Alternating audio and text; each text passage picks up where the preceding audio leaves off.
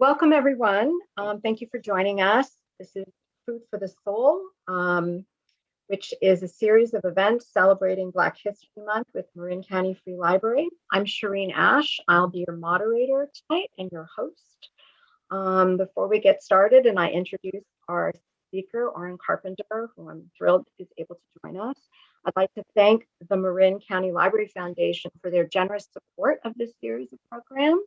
And I'd also like to thank Stephanie Hartwell Mandela, branch manager of my branch, the Puerto Madero Library, for her impetus in getting us started on this series of programs for Black History Month. So thank you, Stephanie.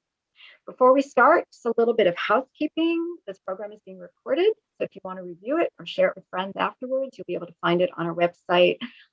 We have a YouTube website, and it'll be there, Marin County Free Library YouTube, probably in a couple of weeks. If you have questions, please put them in the chat and I'll share them out with Orin. And if you could stay mute during the presentation, that would be excellent. There's a lot of us and we'll all be able to hear better. So thank you so much. So it's my pleasure tonight to introduce Orin Carpenter, who very enthusiastically and generously said yes when I asked him to speak. Orin is a mixed media artist based in Marin County. He began drawing very early, apparently on the walls of his parents' home, which as a parent, I was surprised to hear, but I guess it went okay for them. And eventually he progressed onto paper, which turned out to work really well. Orin discovered that art enabled him to find his voice and cope with the stress of growing up as a young Black man in Memphis, Tennessee. It allowed him to create a safer world and to develop his rich, imaginative life. Orin went on to study graphic design at the University of Memphis, Tennessee, and got an MFA in illustration later. He began working as a graphic artist and worked for many Fortune 500 companies for 12 years before transitioning to become an educator because he wanted to teach others to find their creative voice. Orin is currently serving as the Visual and Performing Arts Director right here at Marin Catholic High School. In addition to all this, and being a dad and husband, he continues to create his own work. He's exhibited in various galleries, and last year was part of a group show at the Young Museum in San Francisco. So that was quite an honor. And he's currently serving as the artist in residence for Marin MoCA. That's Marin Museum of Contemporary Art. Orin creates work, both abstract and representational work that is dynamic and compelling. It's rich in social and political commentary. I look forward to hearing Orin's presentation, as I'm sure you do. So let's get started. I look forward to seeing your questions in the chat, and I'll see you on the other side. Thanks so much. Thank you so much, Shireen, and thank you everyone for being here. As Shireen said earlier, when asked, yes, I was so honored and thrilled to do so because, which I'll share later, the library actually holds a special place in my heart. And I always joke and say, anytime anyone needs a PSA for libraries, feel free to give me a call because, you know, I talk about American pastimes, but I feel that the library should definitely be one of those because it's such a key for everyone. And so I think back to even in my childhood of how that place actually helped spark everything. So before I dive into that, just kind of get us started here with my presentation, just to tell you a little bit about myself and how I actually came to this point of being an artist and an art educator. As Shireen said, I was born in Memphis, Tennessee, and I always share this story. I was born 5 months after Dr. King was assassinated in Memphis, Tennessee. And so that kind of helped structure not only my vision as an artist, but who I was or who I am as an individual.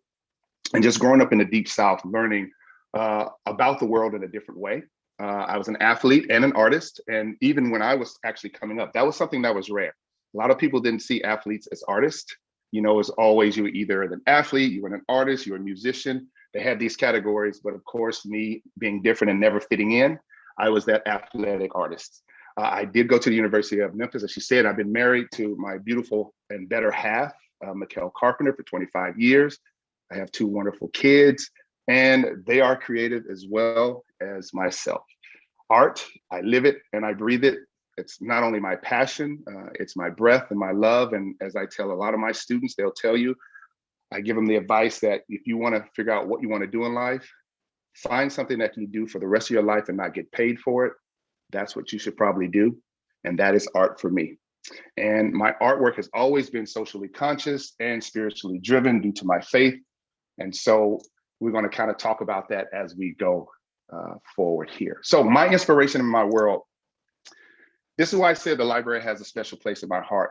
My mom, I was fortunate and blessed to have two wonderful parents, both educated. My mom's an educator for 45 years, a kindergarten teacher. So she actually gave me the example of what a great model of a teacher looks like. And I say that because I tell a lot of people this story. I barely remember my kindergarten teacher, even though she was my first teacher, right? But I remember kids coming back to see my mother after they've gone to college, after they've graduated college, even after they've gotten married, to still come back and visit her and just to let her know how they're doing in life. And to me, that's a testament of a great teacher. And so she actually set the model for me regarding education and how to be a teacher. And I say that to say this: as kids, she would take my brother and I to the library on Saturdays. That was our Saturday thing. And she always told me, if you want to travel the world in one place, that's what the library is. You can go anywhere you want in the world. You can see whoever you want to see. You can be whoever you wanted to be. And so that's what instilled the imagination in me. It was cultivated here at this library in Memphis, Tennessee. I hope it's still there. I haven't been back there. That's something I'm actually going to ask her. So the library holds a sweet spot for me, because if it wasn't for the library, I feel I wouldn't be the artist that I am today. And I feel that my imagination wouldn't have been cultivated. So fight for our libraries. There's my PSA. All right. So Memphis, Tennessee, as you know, Dr. King, this is the place that Dr. King was assassinated. And I talk about, as I started earlier introducing myself, being born 5 months after that. Even as a kid, even though you really weren't aware of all that was going on, you kind of felt the pressure there in the city. It was a city that still had civil unrest. It was a city that was still trying to find itself. And so I just remember, especially the three images on the left, the first one, which is the Lorraine Motel, I just remember we would always visit there as parents during his anniversary. We would always be a part of the Martin Luther King Jr. March, or Dr. Martin Luther King Jr. March. And so I always knew the history of it, but it really didn't sink in and set in until as I got older and started to understand more about not only the civil unrest, not only about the travesty that happened in our city, but also how I was seen as different. I was always raised to not only be proud of your difference, as we all should be in our individuality, but also that society might see you in a different way, right? There's that word difference again. And so the civil rights movement has always been a part of me, because my parents, as I said, educated me on who I was and who the world would probably see me to be. But they always taught me how to define myself and to be proud of who I am and who I will be. And so that's where it kind of stems from a lot of my socially conscious work. Even when I wanted to escape from that work, even when I didn't really want to create that work, I found myself always in this struggle with that work. And it stemmed from high school. My first actual contest was at age 5. And I've been drawing since then. And just like many young artists, you go through these phases of drawing different things. But even as I drew the, as we say, trendy things, I always felt that there was still this kind of social connect to the work. And I always found that to be a struggle. And I think that's just me figuring out who I was. And the mantra that I give my students is I say, art is your voice. With it, you can say what you want, as loud as you want, just make sure what you say is worth hearing. And I think at the time that I was having that battle because I felt the work wasn't worth hearing. And so as I went through phase of high school art and even in college, as I was studying graphic design, I knew I always wanted to have that illustrative component to my artwork, regardless of what the career would be. And that's where, after graphic design, seeing that I still had this yearning to create from the inside out, that I needed to change jobs. I knew in the back of my head that I was going to be an educator, because on my mom, as I said, my mom was a teacher for 45 years, but out of her 9 siblings, 7 of them were educators. And I know I tell this to a lot of my students' parents, it was in the blood. So I knew that was something I couldn't run away from. And it was something I really didn't want to run away from. And so after being a graphic designer, having an opportunity to teach at Marin Catholic, this is when the voice and all the growth and all the things that I've actually transformed through in my life started to mold itself. And I'm showing these two pieces because for me, this is where I felt that my voice was finally cultivated as an artist. I finally put two worlds together, and these two worlds I'll talk about as I kind of go through more of my pieces in that transition. But these two pieces I felt opened the door for me. And this was a series that I started creating. I actually created it in school when it was an actual lesson plan for my students, for my advanced students. And the piece on the left is called I Can Do Anything. And the piece on the right is called First Flight. And I thought about a kid's series, and one of my favorite authors growing up, Ezra Jack Keats. And I don't know if many of you remember him, but he has these beautiful children's books where it's a lot of mixed media in his books. And I just remember as a kid, the stories that he told were of kids that looked like me. And so as I did this piece, it was kind of an homage to him as I was still cultivating the voice. And as you see in my pieces, a lot of my works, whether it's abstract or whether it's social commentary or representational, they have a lot of layers to it. And the reason that is because as human beings, we are all layered. And one thing about artwork, I love all types of work. I love the work that sometimes just smacks you in the face, but I also love the work that's subtle to make you think, make you want to come closer, make you want to really dissect and look at the work to figure out what's going on, to start to have your own interpretation of the work. I want to bring everyone in closer and make it more intimate. And so if you look at these two pieces, you notice in my background, I always have the layers of photos, copies, whether they're my own photos, whether they're photos off the internet or famous photos. And of course, these images are photos of the civil rights movement. And the reason that I wanted these photos in there is because I love how photography can capture a moment. It can put you in that place as well as visual art. And so I wanted to kind of combine the two because in college, I got my bachelor's degree in graphic design, but my minor was actually in photography, which a lot of people didn't realize. And so photography has always been a huge component of mine as well. And growing up, looking at photographers, of course, Mr. Gordon Parks, who is one of the first that I actually knew about, and the work and the stories that he told was also kind of this gateway into helping to kind of create this world. And so in the background, you can see some of these images, and I have this nice wash over the work because one, I want it to be a little bit subdued. As I said, I didn't want the actual elements to actually stand out and not only fight with what's in the foreground, but I wanted the story to be layered. Just like every story, you have a beginning, a middle, and an end. And so I want that to be portrayed in these pieces. So the one on the left is about a young man, young African-American kid, and it's actually somewhat, it's not a self-portrait, but the essence of it is about me as a kid growing up, being blessed with two parents who always told me I could do anything I wanted to do, whatever I put my mind to. And even though you're fighting against society at times that told you that you are limited in what you can do, maybe because of the color of your skin, maybe because of your economic background, or where you're from, those different things, it's always that constant battle of fighting and finding out who you were.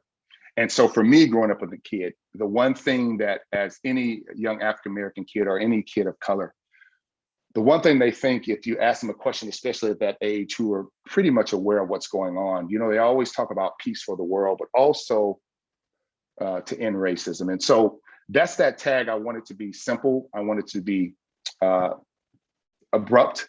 And I wanted to be emphatic, but at the same time, I wanted it to be subtle, so it wouldn't take away from the focal point, which is the young boy with the graduation cap and the title, I Can Do Anything. So the piece on the right there is called First Flight, similar in that series to where it's dealing with the Tuskegee Airmen. That's who's in the background of that piece.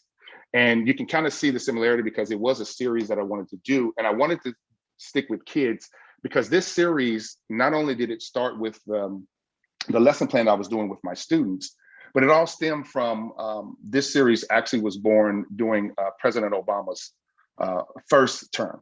And you just knew then that's where you kind of saw a transformation, because I remember growing up as a kid, even though you really didn't discuss this with parents, but as a kid, you felt certain positions in this world and in this society were probably not meant for people of color. And unfortunately, that's how we were kind of taught, just in subtle conversations or certain things. And so to see that as a first and to see my kids see that as a first, that's where this I felt gave these pieces more power, because this generation can actually believe, as a parent, as I tell my kids, that you can do anything you want and you put your mind to it, knowing that they truly can, and that so many ceilings actually have been broken. And so what I want to do is kind of talk about the process. So you kind of saw an end result of some of the work, and I talked about certain photos that for me are priceless and timeless. This photo, of course, dealing with the sanitation worker strike, which happened in Memphis, Tennessee. And as some people say, that was kind of the segue into the demise and assassination of Dr. King, because that's why he came to Memphis, Tennessee, and I think from Birmingham, correct me. But this piece to me is so prevalent, even as a photograph, because the fact that you have men who have to say and remind people that they are men. And so when you think of men of color, when you think about this era and you think about this time, this piece is one of the most profound pieces, and there are many more that you see. And even this signage today is something that still rings true today, unfortunately. And so what I did was I thought of those pieces that held dear to me.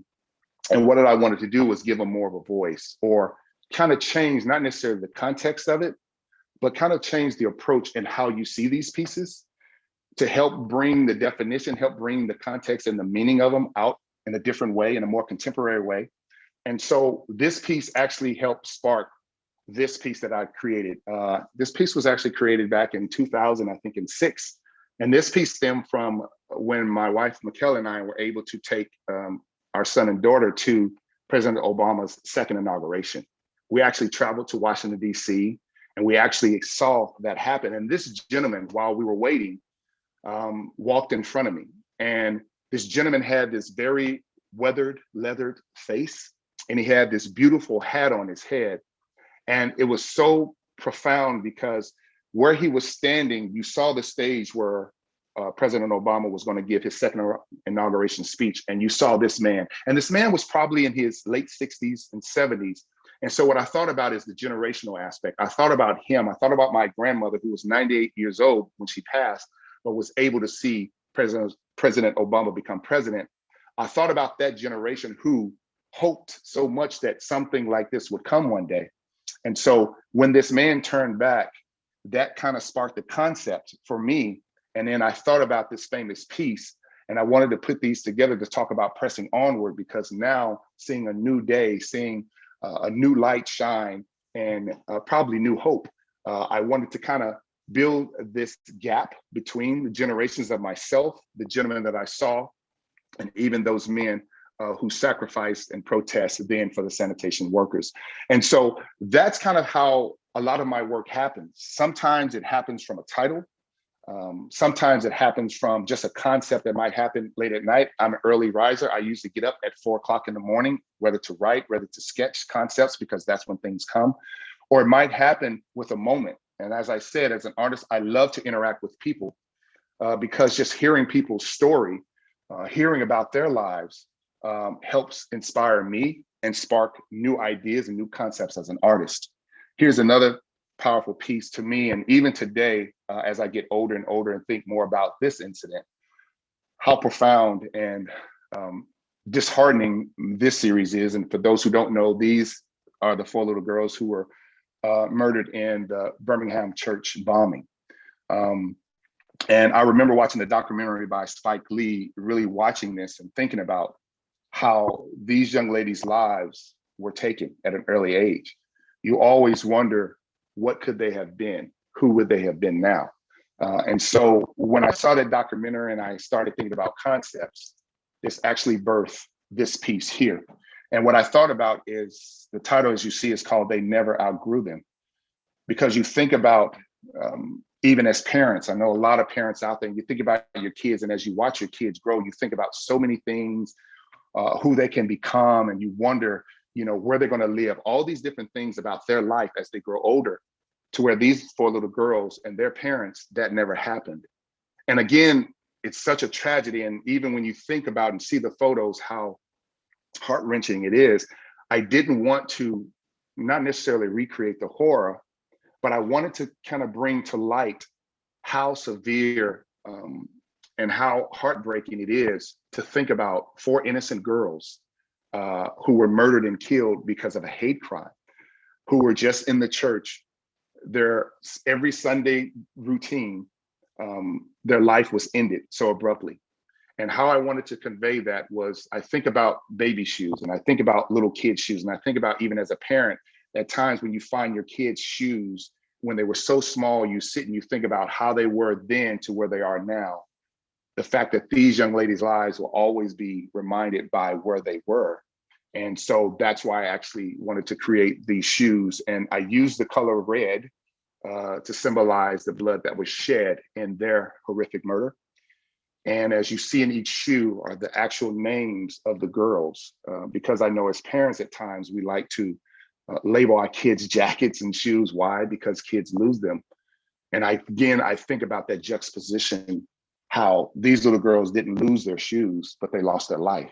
And so that's what helped bring that piece to the foreground and to fruition. And so here's another famous piece. It's the sit-in, one of the most prominent and popular sit-ins, which is the one that was in the Woolworth in North Carolina, Greensboro.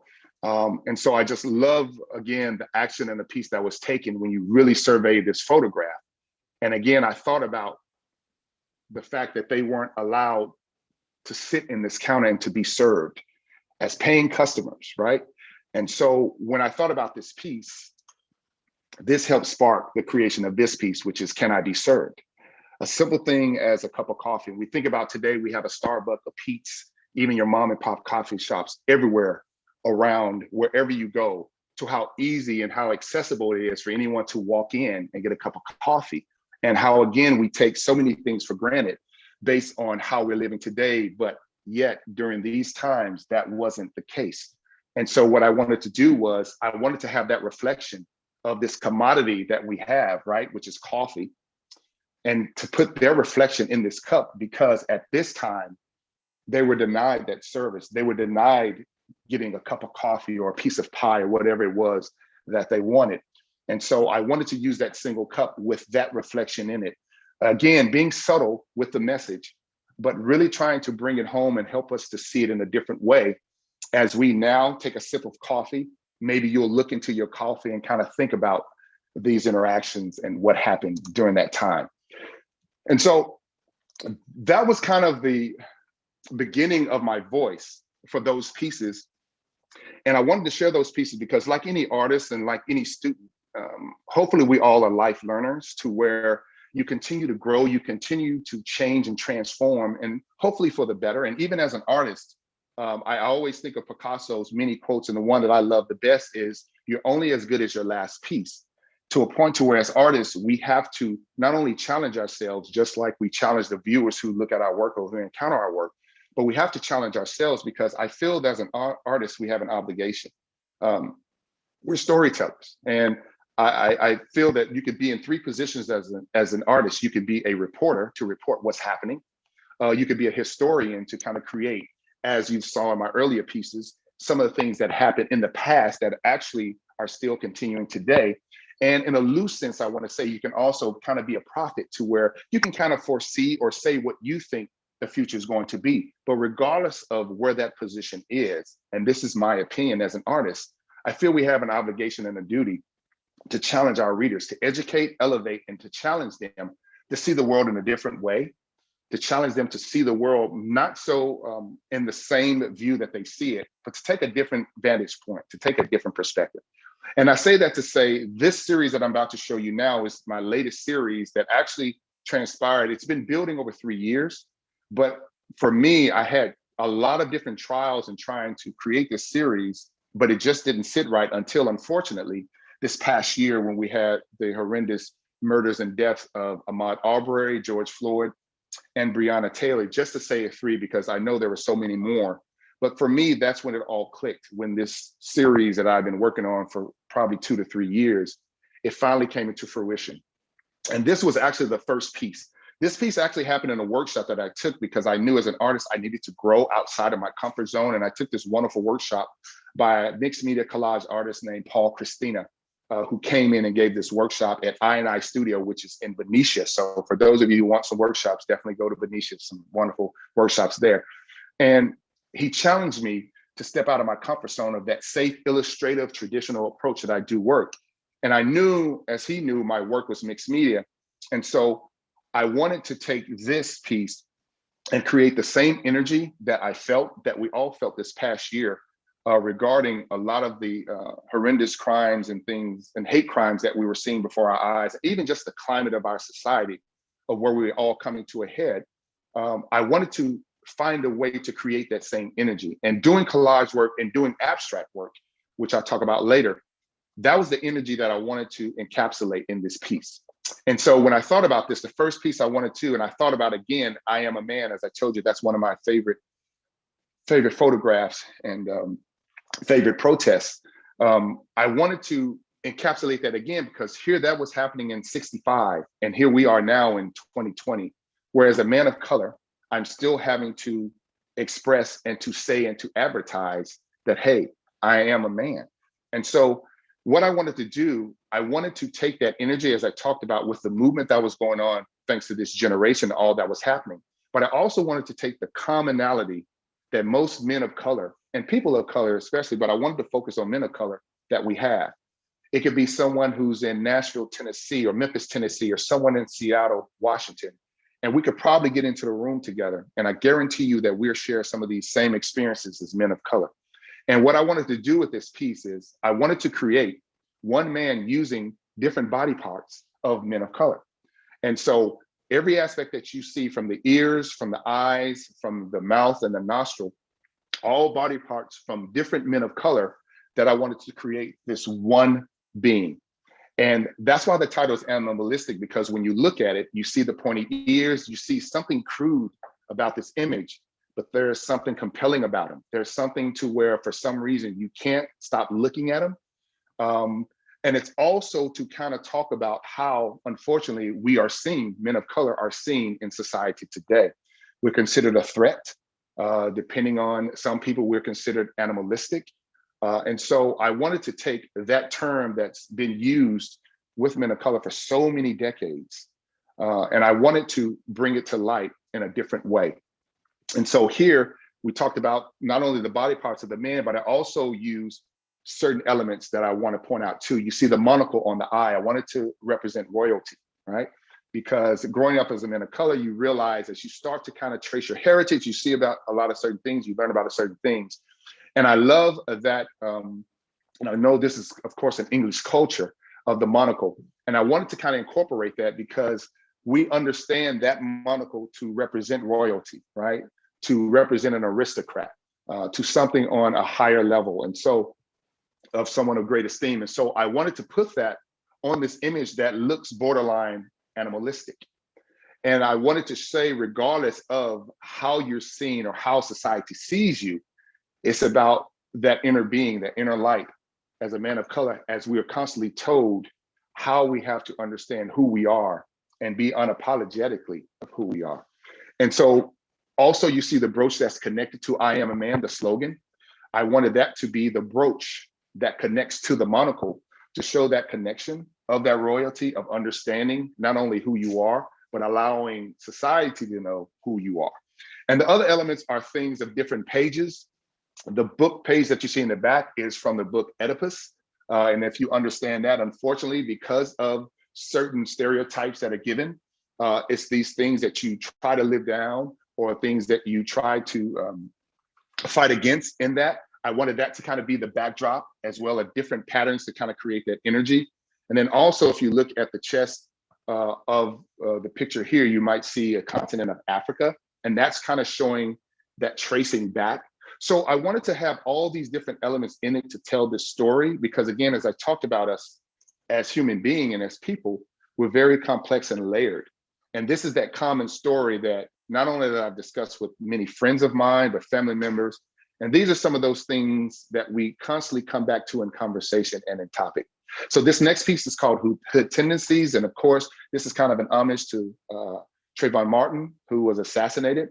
And unfortunately, as a man of color, and even as I raise a teenage son, and he'll probably tell you, now I'm not a fan of the hoodie, because unfortunately, if I as a Black man walk around in a store and I have a hood on, I won't be seen the same as someone who's not of color. again, I would be considered a threat. And so I wanted to take that simple gesture of not even being able to be free in what I choose to wear, and not necessarily not being free, but understanding that just because of who I am, that I might be seen a certain way. And so with that, I wanted to use that kind of as that umbrella to help create this concept and this idea of a man of color with this hood on, seen as a threat, seen as that label that's usually given to men of color being thugs or criminals. And so I wanted to play off that stereotype.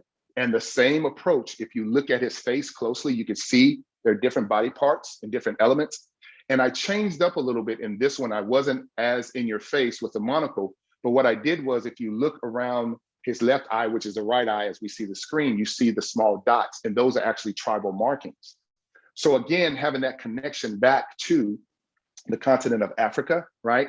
That lineage, in a subtle way, I wanted to create that aspect on his face, again, of tribalness, of royalty. And then you can see within his hoodie, you can see the pattern of different actual tribal patterns of different African tribes. And on the left side, again, or the right side, you can actually see, again, a montage of photos for that civil rights movement. And it all stems from that key moment in our society of saying enough is enough, that we need a change and a change has to come. And of course, spearheaded by Dr. Martin Luther King. And the last two elements that you'll probably see in the next two pieces that I show, you will see a number 6. And the number 6 actually that was the creation of man. When we look at the biblical aspect of the Christian faith, on the 6th day is when God created man. And when we think about Christian anthropology, we think about all human beings, right, created with dignity and indignity and then the love of God. And so that's what the number 6 represents, that as a man of color, that I am equal, right? I was created in God's love and I deserve human dignity. And the last element that I want to point out is you see the outline of this obscure face on the side. And what that represents is somewhat of that alter ego. And I'll talk a little bit more in depth in the next piece, but what it is as a man of color, you usually kind of have to have this stoic face, regardless of what's going on, regardless of the turmoil that's happening within you. The pressure is that we have to have a face as if everything is okay. Because we know if we show true emotions, then again, it teeters into the fact of being enraged or of being a threat. And so growing up, you had to learn how to suppress your true emotions. And so that alter ego is actually showing what's actually happening in the turmoil that's actually happening with inside him. So, and here's a piece, I'm Not Okay, that just kind of spoke about what I said. This piece was actually inspired by, it was a senator, I think he was, or a councilman from New York. And it was a famous speech after George Floyd murder, where he, I think, was sick himself, but wanted to speak out to not only his constituents, but just to the world, to where he wanted to finally say the term, I'm not okay. He said, I needed to have this platform to say as a man of color that I'm not okay. I'm not okay with what's going on. I'm not okay of how I'm being perceived. I'm not okay with having to constantly walk as if everything is okay. And so for me, that resonated with me deeply because I know at times, like everyone else, you want to be able to express yourself. But because the cost is so high in so many ways that as a man of color, I felt that I can't at certain times. And so again, you see that alter ego on the side. And what I wanted to encapsulate in his body, you can see again, the photo of I Am Not a Man, a part of that photo. And even in creating his face, I wanted this mosaic of even the skin tones to represent not only the body parts of different men of color, but also the skin tones, because being people of color, there's so many different values and so many different shades of that color.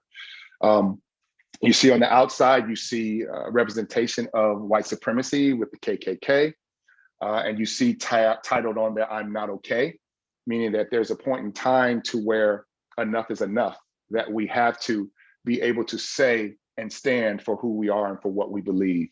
And again, having that kente cloth to kind of have that connection. And so you'll see And a lot of these pieces, there might be subtle changes, but there'll be this cohesiveness with a lot of these elements to tell that same story. This one is knowing my worth, again, after understanding and saying that I'm not okay, to know who I am, regardless of how society sees me. And again, it's kind of building up the same thing with different body parts.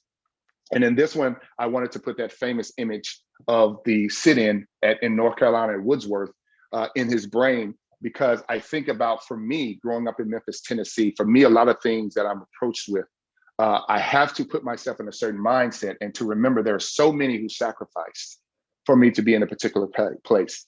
And even though at times I might want to suppress or get into my feelings, I owe a lot of people a lot. I think we all do, and we all talk about this because so many people sacrifice so much for us to be where we are. But for me to understand that not only do I have to forge ahead, but I also have to reach back and have to give back. And so this piece, a few more, I think I'm okay with time. Shireen, just let me know too if we're getting close, because I definitely want to save enough time for questions and answers. So, but for this piece, this one is called A Good Black Man, and it kind of goes back to the fact of having to advertise or having to let people know that I'm not a threat. It's something that we've heard growing up, to where there needs to get to a point in our lives to where we can live unapologetically Black or unapologetically of color. And so I thought about the whole aspect of, you hear so many men of color talk about how when they walk into a store, how they have to change their demeanor because they want to make everyone else feel safe. How when we're getting out of the car or walking toward the car, or walking toward your car in a parking lot and someone is coming out, and my kids have heard this story so many times, to where you could see people have this knee-jerk reaction when they don't really see you coming until the last second, and all of a sudden they turn and lock their car. And so it's that aspect of a joke that we say as men of color, maybe I need to walk around with a shirt that says, I am a good Black man. And it's kind of a joke in our community, but it's a joke to kind of help us be at a point to where, we feel that we don't have to advertise that. And so as you see, some of the same elements with the kente cloth and these different things. And so these pieces here, and I want to go ahead and kind of skip because I know time. I want to make sure that we have that time, but this piece here is called Just a Slice, Please, and it's dealing with, again, the American pie. And so it's kind of a kitsch, kind of tongue-in-cheek kind of approach to it, where you see a slice of apple pie there, apple pie a la mode, which is of course one of my favorite. But you see within the pie the things that are there in the American society, what is justice, peace, right, liberty, all of these things. But yet this is a pie that for some reason, as a man of color, I still can't have. And if you see at the top, you see this hand that's actually holding the fork. And that person is to kind of represent the laws that supposedly in the Constitution that was written for us all. But for some reason, there were some bylaws and loopholes in there that weren't for me. And this is something that you're going to see in a few more pieces that I definitely want to talk about. And of course, because of law enforcement and the last thing, there's this huge debate about law enforcement and people of color, especially men of color. And unfortunately, you continue to have more stories, one, based because we have social media, so we're getting them faster. But it's also kind to help build that gap. One thing that I do represent in these pieces, because even in my own experience in Memphis, Tennessee, I tell the people how for 16 years or 14 years before moving here, I drove from age 16, getting my license, to age 30 when I moved here. And in that time, I was stopped anywhere from 14 to 16 times by the police, and I only received 4 citations. And it's that common thing of driving while Black. And the one thing that I do point out, and you hear a lot of people of color say that, yes, we know that every police officer is not bad. And I know that for certain because I know many former students, even friends. But unfortunately, with men of color and people of color in law enforcement, there's this relationship that still needs to be built. And even talking to my friends, they talk about how the fact that they only have probably 20 seconds to 30 seconds, I might be adding a little bit more time on for them, to make a decision if this person is a threat or not. And my comeback is, well, you have those 20 seconds, but as a man of color, I only have 2 seconds to 5 seconds to really find out if you're a threat to me or not. And so that's not a good position to be in, but unfortunately, in my experiences, that's kind of been a place that I and many men of color have been in as well. And these last 2 pieces I'm going to finish up with these. And this piece here is Arrested Development. And this is kind of this was really the last piece for this series. And it was kind of taking everything from boys to men. It's kind of this rites of passage. And unfortunately, even our young Black men are actually some, especially those who are in inner cities or those who come from homes to where they're not as fortunate to have a lot of the resources, their life starts on a bad path. And unfortunately, they're already labeled, they're already tracked in society as being a threat, to where now even their rites of passage to becoming a man is really cut short, or becoming the purpose that they were created for is cut short due to a lot of the isms that we see in the world, whether it's institutionalism, whether it's racism, socialism, all of these certain things that play and hinder a part in them being able to become the men that they can be. And what I wanted to do was show these young boys at this young age behind bars. And as you see, the foundation of that is the American flag. And in that flag, you actually see portraits. And those were people who were actually killed in traffic stops by police officers. And under that, you see these Black dahlias, and Black dahlias represent heartbreak, sadness. And under that, surrounding that, you see, of course, the KKK, which symbolizes white supremacy, in a system to where, unfortunately, the laws seem to teeter toward that way for a lot of people of color. You see the books in the background that actually have locks on them, right?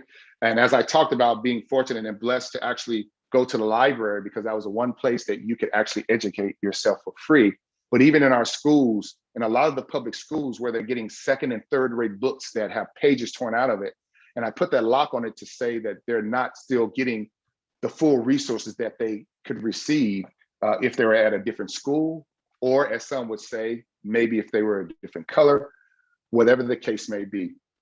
On the left, you see a man there with a sign saying, "I am a man." And notice that you see these stars from his eyes to the young boy's eyes. And that's to represent hope.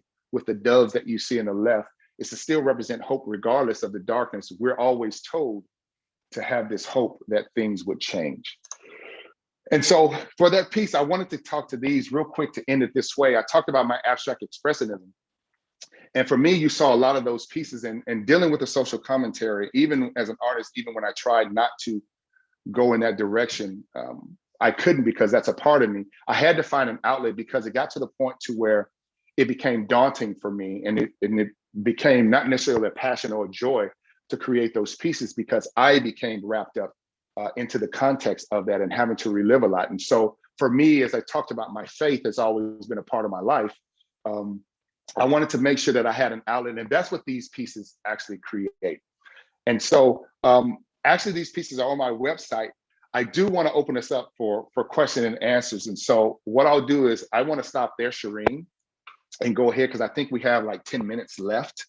And so I want to stop there and just give people a chance to ask any questions or comment if they want to. So I have some questions in the chat that I'm happy to relate, and some words of appreciation, but we easily have another 5 minutes if you wanted to talk about these pieces. Your choice, Orin. You know what? I'll do this. Let's do question and answer. And then maybe in one of the questions, I could probably answer that. All right. If not, I will ask you. Okay. So first, someone loves Ezra Jack Keats' The Snowy Day. So I wanted to share that, one of my favorites too. Yes. And then there was an interesting question. A viewer wanted to know if you have ever considered creating pieces with women as the subject matter. I'm glad they said that. Actually, that is my next series. That's what I've been working on now. Yes. So hopefully, my goal is hopefully by summer, that series will be ready. And so it would not only be on my website, but I have an Instagram account too, which I can give that later too. And that's where I usually kind of advertise new things. So yes. Okay. And just for everyone, so we could have you back, you can talk about it. And I also did put Orin's website. I mean, you can Google him up, but it's also in the chat if you look there. First entry there, so you can easily find his work there. So there are some words of appreciation. The narratives and artwork are so inspired, contemplative, and appreciated. Beyond inspiring, thank you. A lot of thanks. If there are any more questions, this is your moment. I personally was just struck with how you're in constant conversation with history. I thought that that was, and the emphasis on subtlety and layering, which of course is the historical experience. And I thought that that was significant. And I really appreciate that that it is a conversation. It's an interplay between the present and the historical. And unfortunately, how there are consistencies or there are patterns that we see in historical behaviors that are still evident today. And I think that that just adds a real richness that I truly appreciated. So I wanted to thank you for that. Well, thank you. Thank you. So little questions here. Will you share the link with this recording can be viewed again? I'd love to share this with friends. So you can go to a YouTube and look up Marin County Free Library. Nothing fancy, just YouTube Marin County Free Library. And in a couple weeks, post should be up, if not in a week. And then Marin Catholic is so lucky to have you. One person says because of your beautiful work and your website. So, thank you. Thank you. So a lot of appreciation. Do you have any? And Shireen, can I? Yeah. Can I comment as you look for more questions? I want to comment on Sure. that, what you just spoke about, the subtlety of it, because I think this is something that we talk about today. And that's why I want to focus so much on the subtlety of it, because even in conversation today, we talk about how we all are now in this uncomfortable space, which we all feel we need to be to have these difficult conversations. And I think even in that, to have a better conversation and a more enriching conversation is when both parties can come in, not on the defense. And a lot of times when you can present things in a subtle way to where it can invite you in to have that conversation, that's when you have a more enriching and better conversation. Because I think in society today, we all like for the shock and awe of things to where that's the whole thing of hitting people in the face to get that reaction. And that's where conversations are cut short. And that's why I feel today, as someone reminded me, we're still a young country. We're still a young country. And if we really look at the civil rights movement and all that it stemmed from, you know, it's my lifetime, I'm in my 50s. And so you're talking 60 years. Even though that seems like a lot, that's not to a country that's over 400 years old. So, or not a country, but yeah, that's over 400. But when we look at where we are and how we still need to go, yes, we got a lot of strides, but we have come so far, and it's baby steps. And so that's why that approach I take in my work. So. And I think you address the cyclical nature of change, right. That we make progress and we regress, and we make progress and we regress. And, you know, which is, I think, why you go back to those profound images of I am a man, because they're still relevant to you. They speak to you and to men of color. Yeah. So that's a sad truth. But on the other hand, you're addressing it and bringing it forward. And I think you're really right about the importance of subtlety in encouraging conversation where people can feel challenged and learn. So we've got some more comments in the chat. I don't want to hog the conversation.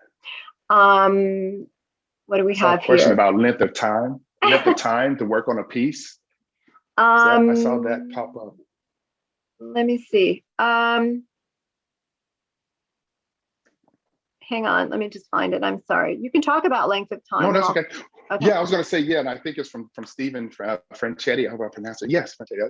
So basically, it varies. For this series, that series actually took the endangered species, which is still an ongoing series.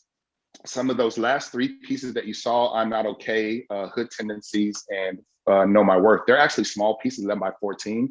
Those probably in its span probably took a total of probably 25 to 30 hours, but I stretched them out over days because I like to let the work breathe, to step away, recalibrate, as I always tell my students, and then come back with fresh eyes to really see how the work is, especially when I'm layering it, because you can get caught into a rhythm.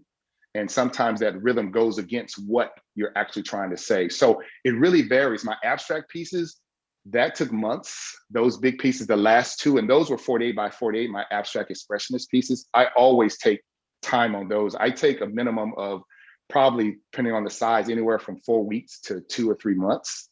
Because again, it's that refreshed eyes, looking at it, being patient to let it kind of guide me and tell me.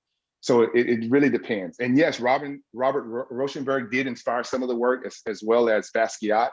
A lot of the artists during that time, especially because they had this angst against the art industry, right? And what it stood for, and this exclusiveness. And so a lot of those artists during that time definitely had an impact on me. So. Thank you. There's another great question. What piece that you've made was the most meaningful to you, if you could choose? Wow. I think the first one, I Can Do Anything, because, and that piece really resonated. One, as I talked about, who was an inspiration to me, Ezra Jaquitz, and then also because being a dad, watching my kids, I remember watching President Obama's inauguration. I remember watching them glued to the TV. I remember my mom calling me, who actually marched in Selma because she went to Stillman College then. Mm. And then I remember my grandmother, who was 90 something at the time, was alive. So I thought about all these generations that were able to see that. And that piece stemmed from that. And so that has that personal connection. But the whole Endangered Species series for me, because I was finally able to express outwardly and visually something that I've been working on, something that I've been toiling with. And the timing of it all just came into fruition in such a beautiful way. And that's something my wife will tell you, even my kids, even my students. I don't like to talk about my work. A lot of times I don't like my work. I create it. If it's not in a gallery somewhere, I just hide it. Because I believe that you're only as good as your last piece. But those pieces I actually have hanging in my house because it just constantly reminds me of the journey, not only where I've come, but even where I need to go. So, yeah. Excellent, thank you. So someone asked, what other creative outlets do you have?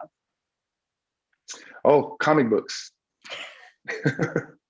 I am a comic book fanatic fan. Marvel, DC, it doesn't matter. If someone asks which side, it doesn't matter. Comic books, superheroes. I just actually had a chance to get back into books, and it varies now. I wasn't into autobiographies for the longest, but I am so into them now.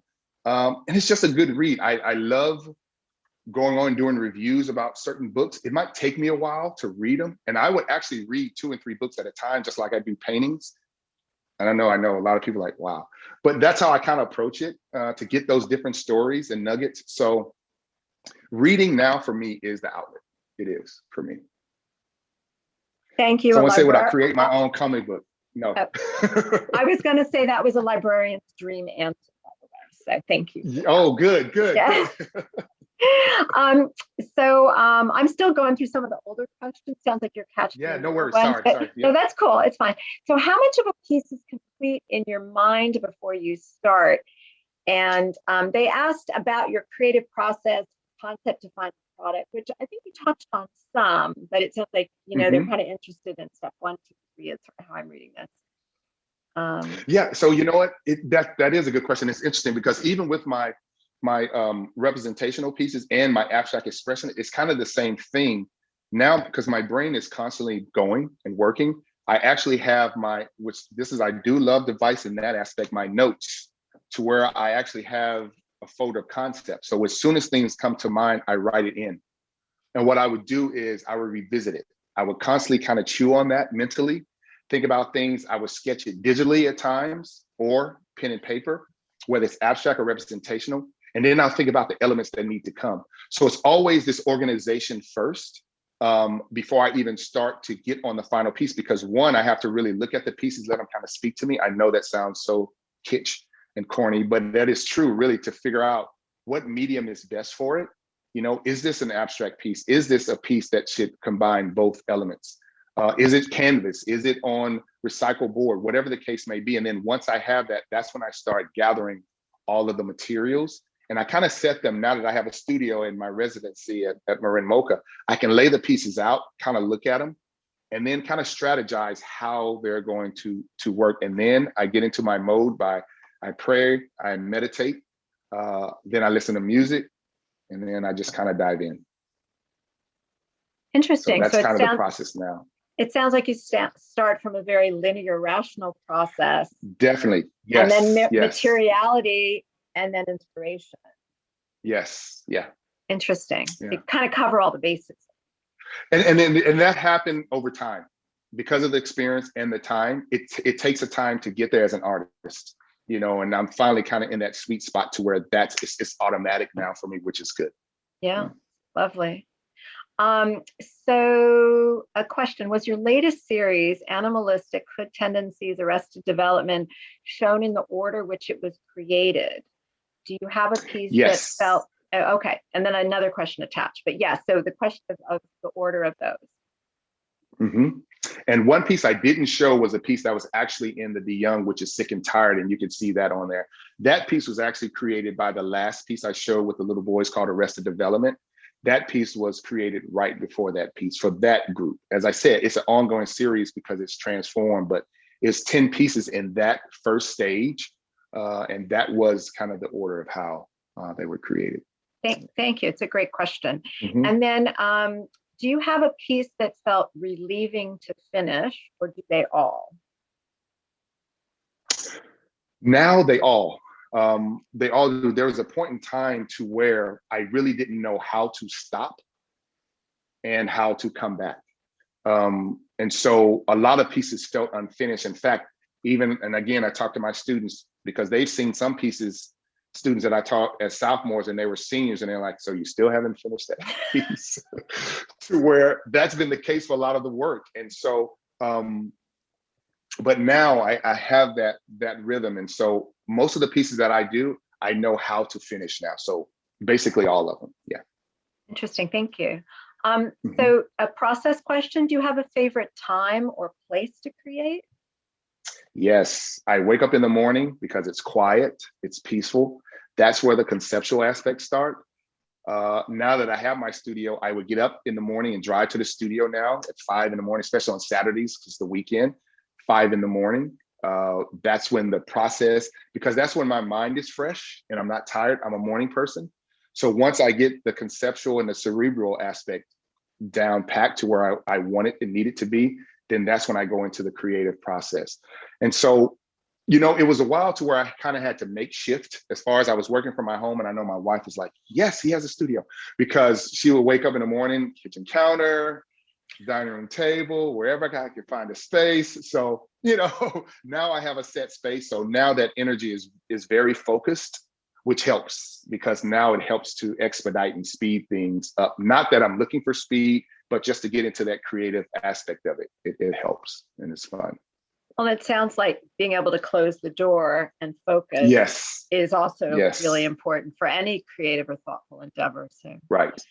So here, a very, very specific question. Do you use gold leaf or other gilding? That's funny you should say that. So in the woman series that I'm doing, actually using gold leaf, oh my goodness, I suck at it. Excuse my French. I am horrible at using gold leaf. I'm so sorry. I'm horrible at it. It is an approach. And I know some artists, whoever asked that question, they probably use it. It is definitely a new beast. I love it. It's beautiful, but you really have to be tender with it. And that's a change for me, because my pieces with mixed media, I can be that deconstructive mindset to where you can go in and be really rough, because I work on clay board and gesso board. So I don't really have to worry about the pressure because I'm heavy handed. And so now I have to put on the white gloves. I have to use the tweezers, but I love that challenge. And so, yes, I am starting to use it minimally until I really learn the process and am better at it.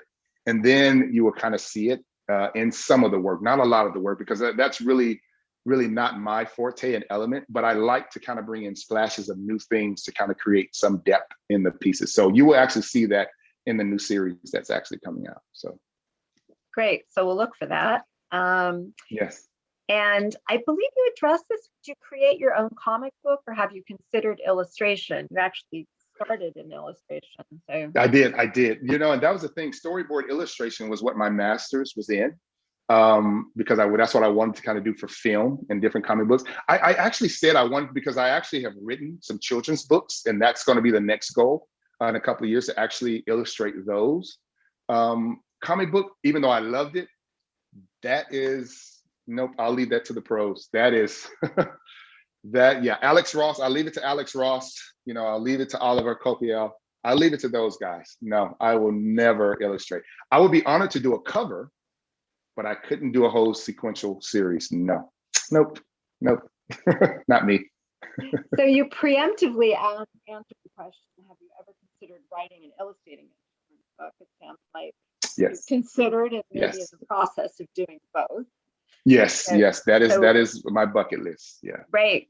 We look forward to seeing that. And then I think you addressed this. Tell me if you think you want to add more to this. The question is, how do you get in the mindset to create?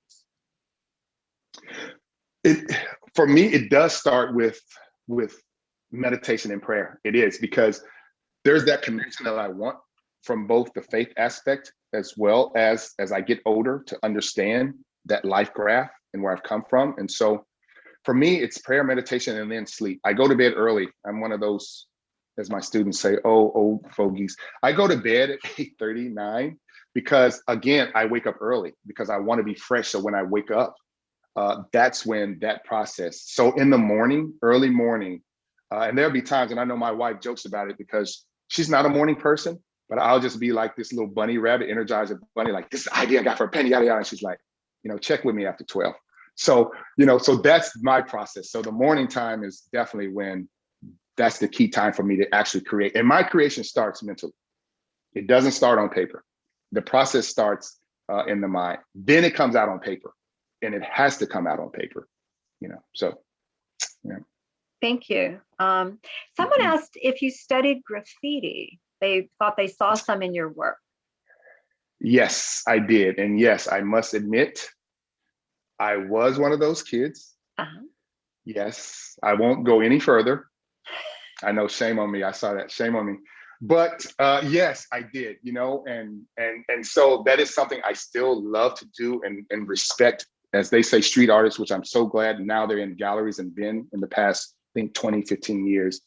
But yes, I do, because it's typography, and you're dealing with typography and letters. It's such a gorgeous thing, calligraphy on steroids, as I say. So yes, yeah. Couldn't do it now. I might try. I said I wanted to try. I do it to a certain extent to mine. And I'll probably keep it at that because that's the safer space for me. But yes. Yeah. So we won't see you on the walls outside anywhere. No. Nope. No. Unless commission, then yes. Oh, that's the way to go. Legal. It's legal. Yeah. It's legal as long as it's legal. Yes. So I just want to invite anyone else who might have a question or comment. This is your moment. We're getting near to the end. Orin needs to go to bed soon. That's right. Getting there. Got a busy morning, 4 a.m. Yes. Thank you so much for sharing. Love this meeting. I think that's a sentiment I can certainly echo. Well, okay. I think one last call for questions. This is your moment. Type it in. All right. So before we sign off and before I thank you all for joining us, I just want to mention that our final event for Black History Month is a panel discussion tomorrow night. So I want to invite anyone who might be interested to that. It will be also at 7 p.m. You can find information on our website, marinlibrary.org. It'll be a cross-cultural or multi-generational conversation about the experience of growing up as a Black person in Marin County, young people, middle-aged, older people, people with different roles in the community. So I think it will be insightful and engaging. So please join us, 7 p.m. And you can sign up with Zoom as you did today. Again, loved seeing your work, quite powerful. And yeah, I couldn't agree more. I just want to thank you, Orin, for your enthusiasm, your ready yes. You took no persuasion, you just jumped right in. And I think it was very generous of you. It was a great presentation. And I hope we can talk to you more in the future. Yes, and thank you again for the opportunity, Shireen. And as I said, definitely an advocate for libraries. So however you need me, please let me know. Okay, I hope you're not sorry. We would definitely be in touch. Okay, I hope you're not sorry you offered because, I'll call you. I know. No, I'm not. I know. Look, Stephanie came on. She's like, oh yeah, we have it. We have witnesses. Yes. Got a Feel free, whole room please. full. All right. Well, have a wonderful evening, everyone. We look forward to seeing you at our next event. So take care, be well. Thank you all. All right. Thanks again, Orin. Good night, all. Thank you, everyone. Thank you. Thank Good you. night. Right. Thank you. Be well.